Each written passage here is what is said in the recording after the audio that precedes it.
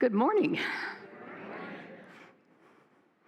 We light a candle for the Tao, which teaches that the Tao is the way that pervades all, reflected as balance, the yin-yang that makes up wholeness.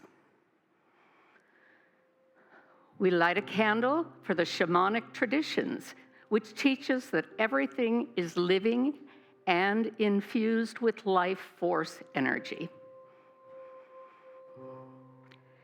We light a candle for Hinduism, which teaches that there is one supreme reality manifest in many incarnations. We light a candle for Judaism, which teaches one God, one creator of the universe, with whom all can have a personal relationship. We light a candle for all forms of Buddhism, which teaches that nothing is permanent and that there are as many understandings of God as there are people, including no God.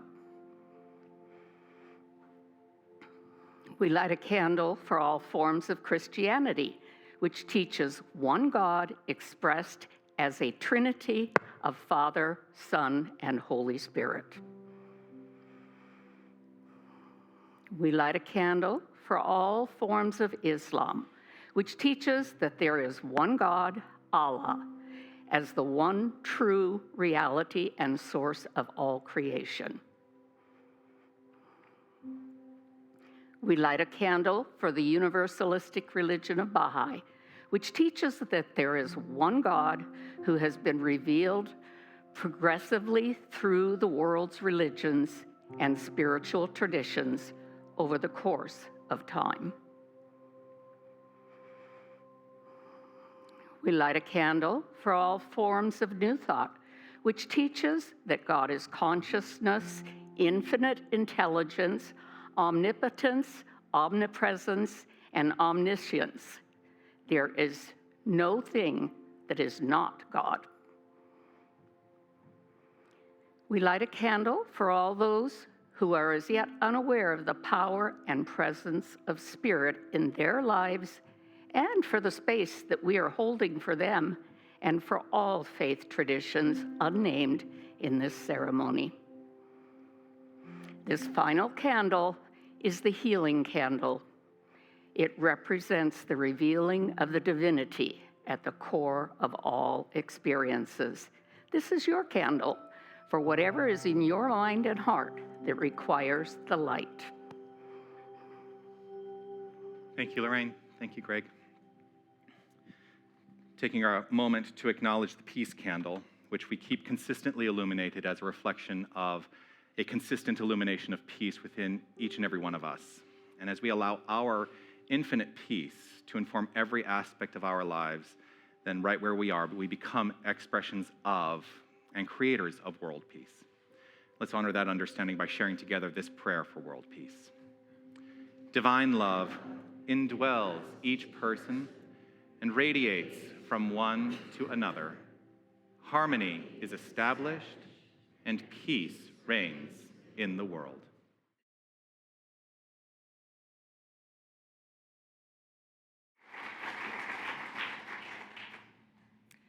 Good morning, my beloved community. I have a little bit of uncertainty about, am I thinking the right thing about flow? And so I asked the great theologist Google this week what it means to be in the flow. And here's what Google told me.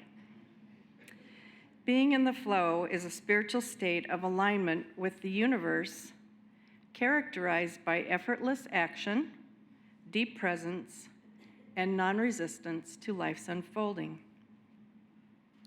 I thought, yes, I can get on board with that. I think we're on the same page, so thank you, Dr. AI.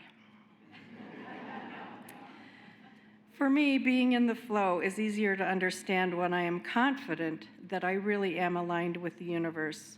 In other words, loved unconditionally. And so I appreciate this quote from Mr. Rogers, Fred Rogers, who really was a theologian.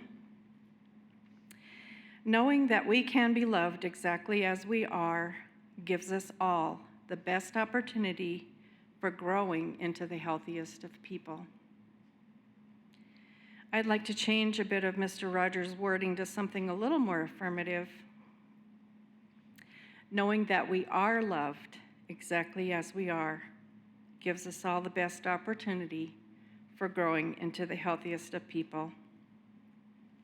So I thank Mr. Rogers as well for the reminders of who we are.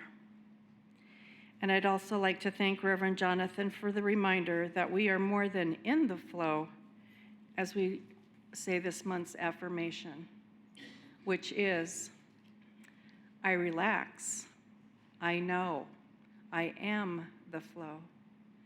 Let's say that together. I relax, I know, I am the flow. And shall we do that one more time? I relax, I know, I am the flow.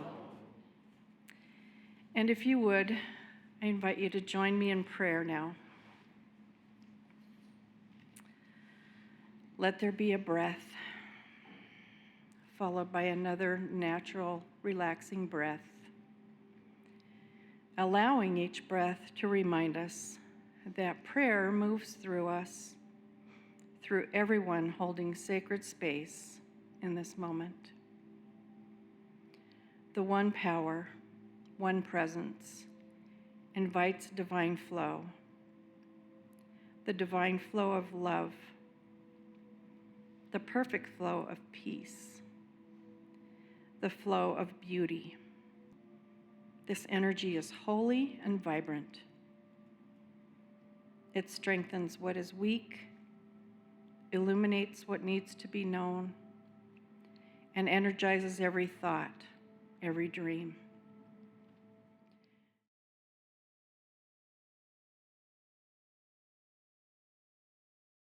Have you ever truly contemplated yourself in the mirror? I'm hearing a lot of yeses, and I'm hearing a lot of, I don't know.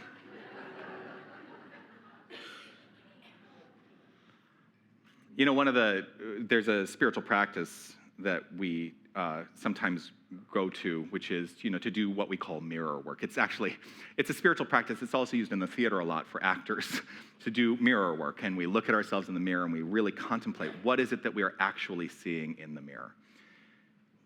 When you look in the, and this is a rhetorical question, when you look in the mirror, what is it you are seeing? I really want you to think about that, because, yeah, ostensibly you're seeing a reflection of yourself. But what is yourself? What is your self? And I'm going to say self. Let's capitalize that S, which means what is the divine essence behind just what we perceive to be the reflection?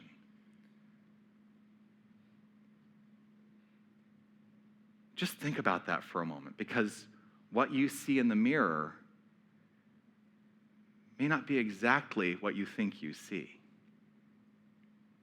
There's a great contributor to the New Thought spiritual philosophy, Thomas Troward. He's one of my favorite writers. He comes along later in the progression of the development of the New Thought tradition. He offered this, and I'm paraphrasing it a little bit. He said this: spirit creates by self-contemplation. So let's start there. Spirit creates by self-contemplation.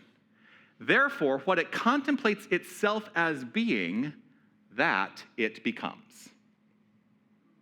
That's like fundamental New Thought 101. Spirit, God, the infinite power and presence of all creation, it contemplates, and what it contemplates itself as being, that it becomes. So Spirit contemplated itself as being this. All of this, everything that exists, Spirit has contemplated itself as being all that is, right? He continues on, Troward. He says, you, speaking to us, you are individualized spirit. Therefore, what you contemplate yourself as being, that you become. You have the power of infinite creation because you are individualized spirit. And what you contemplate yourself as being, that you become. Now, that has great news, right? Because it's basically the promise saying we can create the lives we would like to create. We can create lives of abundance. We can create lives of infinite loving relationships. We can create lives of absolute health. We can create lives of glorious expression. But it's also a call to say, well, what lives have we been creating? Because I can look back on my life and see some stuff that I've created. Yeah. And I can go down a path of saying, well, yeah, I created that. And how do I feel about that creation?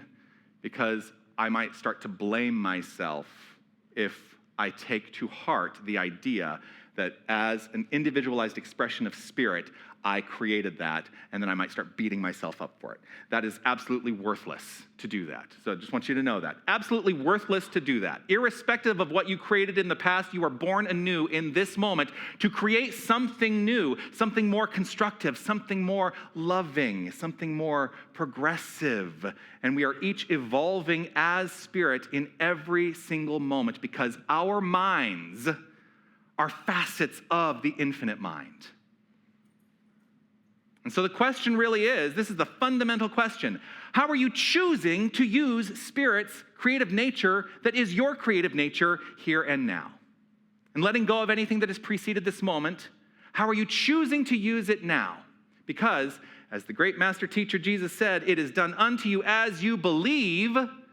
Your beliefs are creating the constructs of your life. And you get to choose that. I mentioned it earlier, and I knew that this was going to be part of what I wanted to talk about today, which is why I said one of the principles that we teach is choice and action. We choose to live from these principles, and we activate them in our lives should we decide to choose them and activate them. But you don't have to. No one's requiring you to do it.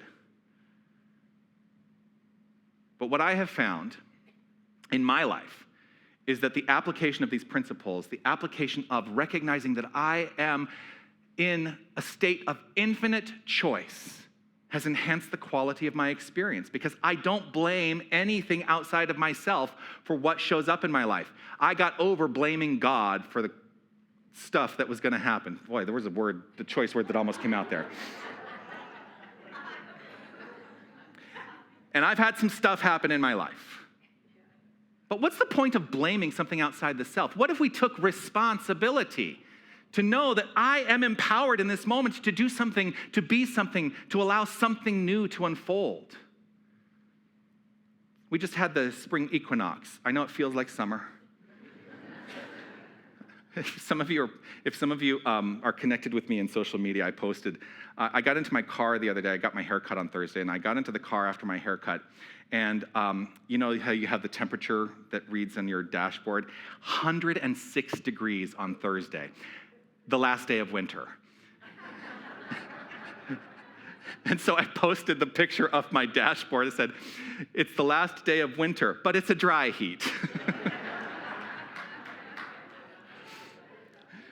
So we just had the spring equinox, and I think that we can look at the spring equinox as a metaphor, right? I mean, it's not uncommon that we use these kinds of events as metaphor.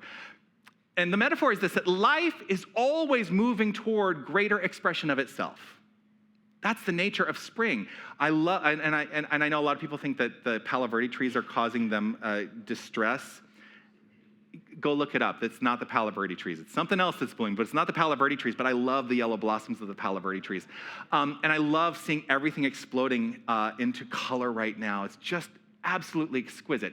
And that is the nature of life itself. It is always seeking expression.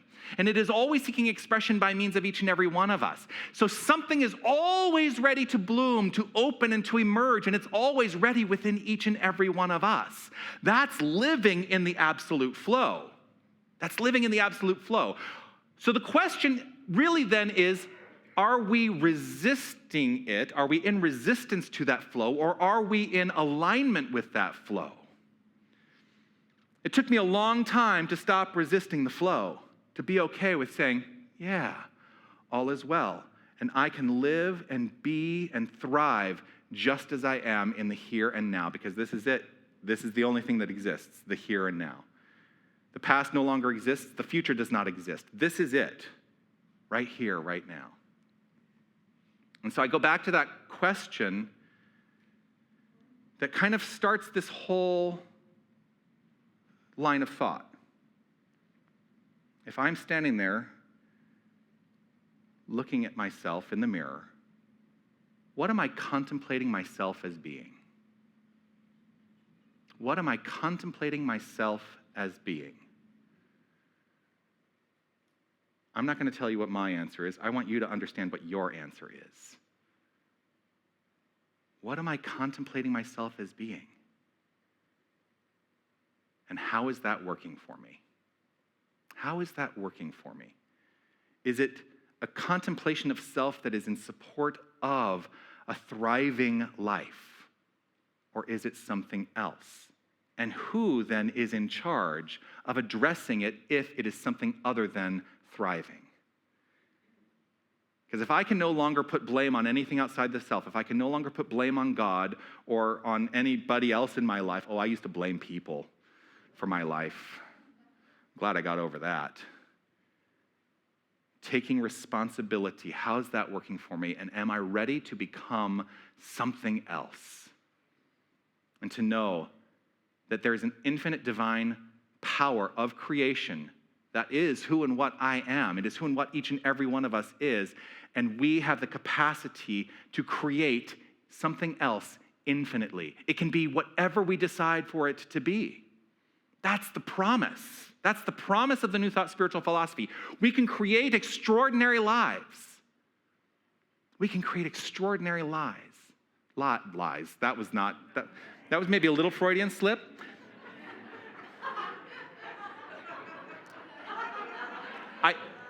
I can look back on my life and say, yes, there were times in my life where I think I created extraordinary lies. I don't do that anymore. But I can also create extraordinary life as me. So flow, we've been talking about flow this whole month. The theme has been flow. Flow is not just about circumstances progressing smoothly in a linear fashion in our lives. It's about being in the consciousness of moving deliberately in all aspects of being. That's what flow is about. It's about knowing that we're always part of the infinite. And we can never be separate from it. It is absolutely impossible to be separate from the infinite. Absolutely impossible. And the minute we think that we're separate from the infinite, we are inviting discord into our lives. And so the call today is to embody this idea of being one as the one power, the one presence, the one unified wholeness. The first two principles are God is all there is, and that's who and what we are. We cannot be separate from it. So let us move deliberately through, in, and as consciousness itself, and also open up to the idea of always wondering, considering what are we consenting to be in any given moment. I have in my life consented to be a very unkind person. Not anymore. Deb's eyes just went, what? Like, oh my gosh. Yeah, there was a time in my life where I was not so kind. But I was living in reaction to things outside the self. I was living in reactivity. And it's very easy to live in reactivity. I could be in a reactive state to everything that is happening in the world around us, or I can be the point of creation for the peace that it is that I choose to experience in my day-to-day life. I know I talk about this peace candle all the time. This peace candle is one of the most important symbols for me in this entire sanctuary. Because, like I say, it never turns off. We keep this peace candle consistently illuminated. I know that you know it's a fake candle, so we're not breaking any fire codes or anything like that. But it was so important to me that I asked that we wire it so that it's not battery operated. It's actually plugged in. But the idea that this light is always illuminated no matter what, as a reflection of that light inherent in each and every one of us, it's one of the most important symbols that, for me, that I've adopted in my passion for ministry. Do you recognize the light within yourself?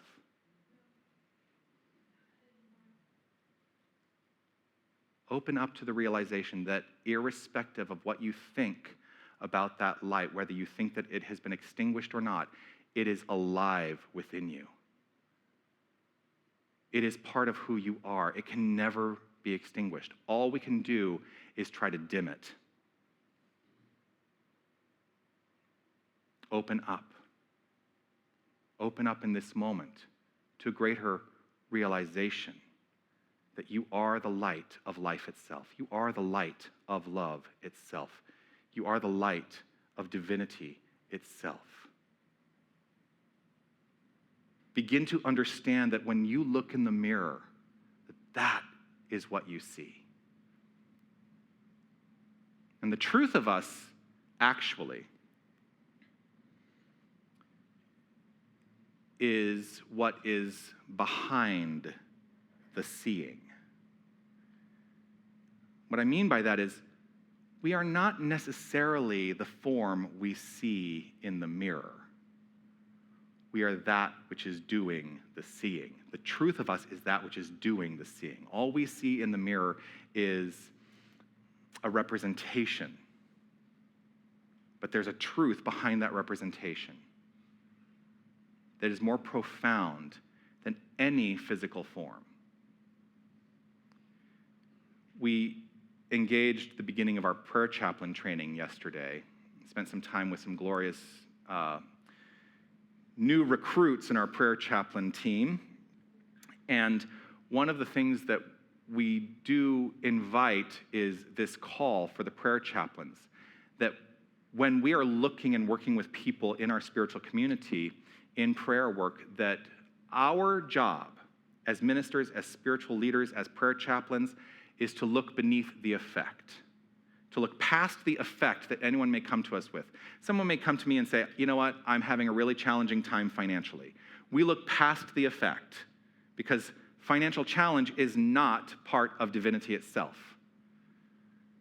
Abundance is an aspect and expression of divinity. And so we look through the financial challenge, the effect, and we affirm the spiritual truth of infinite abundance on behalf of that individual and on behalf of ourselves. Because the other thing I tell all the prayer chaplains, I say, work your stuff out, because that which you have not worked out, I guarantee you the people that come to you for prayer are going to be working on the stuff you're working on.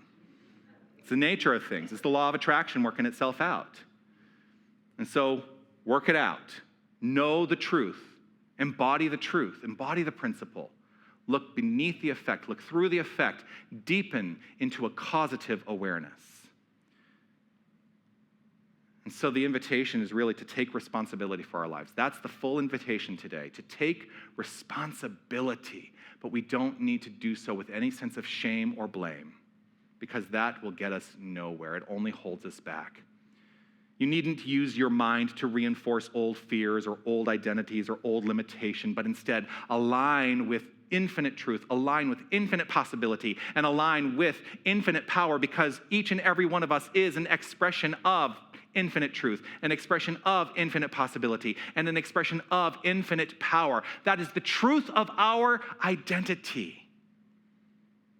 When we stop living as victims of appearance, we start living from empowered spiritual authority. That is our DNA. Y'all know that I like initialisms and acronyms.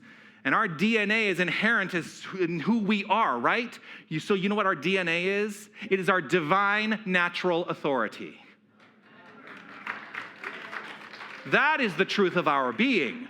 Remember who you are. You are the divine natural authority of your life. Everything flowing in your life is the result of something in your use of this infinite mind, your use of this infinite consciousness. It is rooted in a belief system that is either working for you or not, but you get to decide what your belief system is. No one can decide that for you except yourself.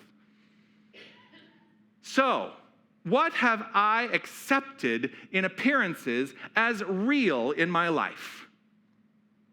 That's a great question to ask. What have we accepted in the world of appearance as real? And is that the final answer? I can tell you the answer is no.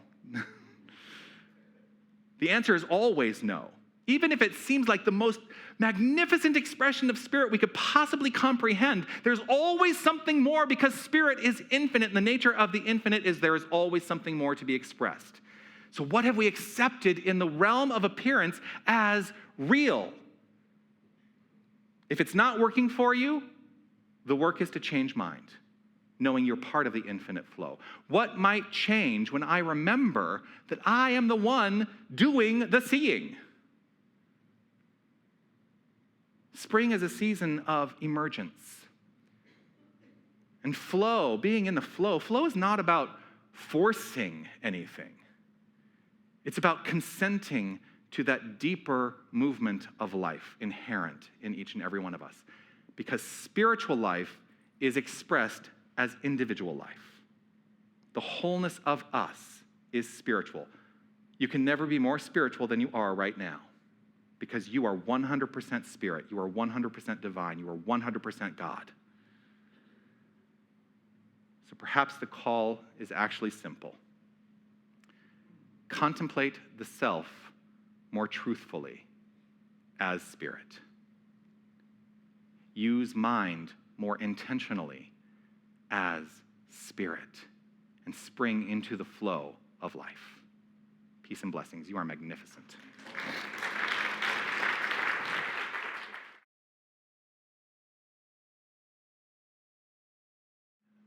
For those of you who are new to our community, one of the things that I offer every week is a way that we can take the message of the day and apply it practically in our lives. We call it the life practice, and this is the life practice that I'm offering this week.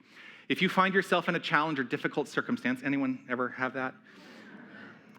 Take a moment to place your hand on your heart in that challenge or difficult circumstance and remind yourself, I choose to see this through the eyes of spirit and not the limited experience or appearance. That's the word. I choose to see this through the eyes of spirit and not the limited appearance.